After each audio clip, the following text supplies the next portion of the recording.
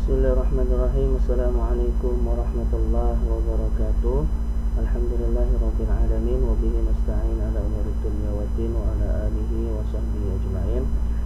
Pada kesempatan kali ini kita akan melanjutkan pembahasan fikih bab muamalah. Kalau pada pertemuan kemarin kita sudah membahas mengenai ariyah, yaitu pinjaman, kemudian utang piutang. Kemudian sekarang kita akan membahas mengenai gadai. Apa itu gadai? Gadai dalam bahasa fikih disebut dengan rohan. Kemudian ada juga yang menyebutnya dengan brok. Nah, gadai atau rohan secara istilah yaitu penyerahan suatu benda yang berharga dari seseorang kepada orang lain sebagai penguat atau tanggungan dalam hutang piutang. Nah, sedangkan yang dimaksud dengan bor atau jaminan ialah benda yang dijadikan penguat dalam hutang piutang tersebut. Contohnya ketika kita minjam uang di pegadaian, kita meminjam 5 juta, kemudian ada barang yang harus digadaikan sebagai jaminan, maka itu yang disebut dengan bor. Nah, hukumnya apa? Hukumnya bagi yang memberikan pinjaman itu sunnah, kemudian bagi yang meminjam maka hukumnya mubah.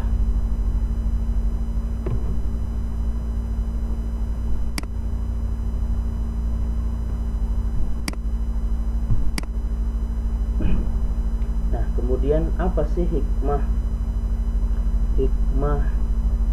adanya gadai ini di dalam Islam?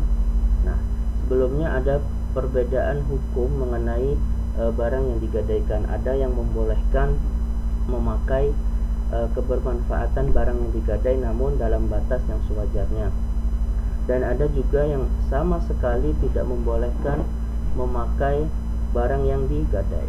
Nah, kita masuk ke dalam hikmahnya. Yang pertama, dengan adanya gadai itu dapat mempermudah orang yang sedang membutuhkan untuk mendapatkan uang tunai dengan jaminan barang. Kemudian adanya kepercayaan yang lebih besar dari orang yang menggadaikan barangnya. Yang ketiga, sebagai bukti adanya sistem perekonomian yang mudah dan praktis.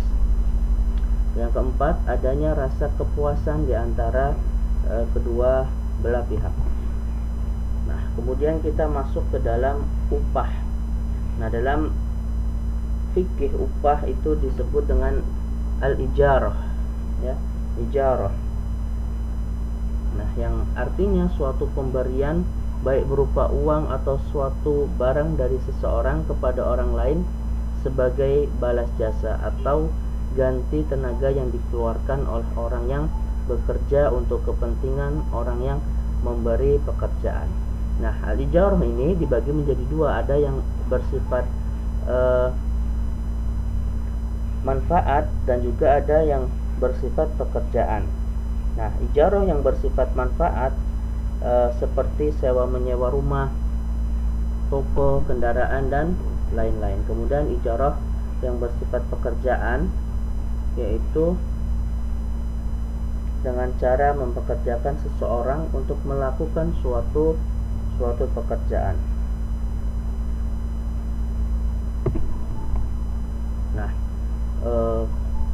hukumnya, akad pemberian upah di dalam Islam ini hukumnya mubah, boleh. Setelah seseorang mengerjakan sesuatu pekerjaan untuk kepentingan orang lain, maka orang yang mendapatkan jasa setelah akad hukumnya wajib memberikan upah kepada orang yang telah memberikan jasa. Rasulullah SAW bersabda, "A'tul ajira ajrahu qabla ay yajiffa 'araquhu." Berikanlah upah kepada pekerja sebelum keringatnya kering. Nah, jadi di dalam Islam memberikan upah itu hukumnya mubah atau boleh. Nah, kemudian rukun dan syarat upah. Yang pertama ada mu'jir dan musta'jir, ya. Mu'jir itu adalah orang yang memberikan upah, sedangkan musta'jir itu adalah orang yang menerima upah. Kemudian ada ijab kabul, ijab antara mu'jir dan musta'jir. Contohnya ijab dari mu'jir kuserahkan sepatu ini kepadamu untuk diperbaiki dengan upah 5.000. Nah, kemudian qabulnya mustajir menjawab, aku akan mengerjakan pekerjaan itu sesuai dengan apa yang engkau ucapkan. Nah, kemudian ada ujrah, sesuatu yang diberikan sebagai balasan jasa atau pekerjaan. Nah, ujrahnya tadi itu uang 5.000. Nah, kemudian sesuatu yang dikerjakan.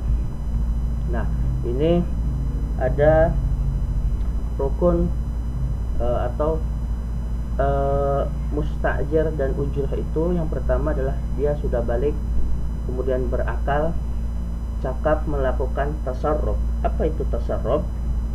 Tasarruf itu mengendalikan harta, kemudian saling meridhoi.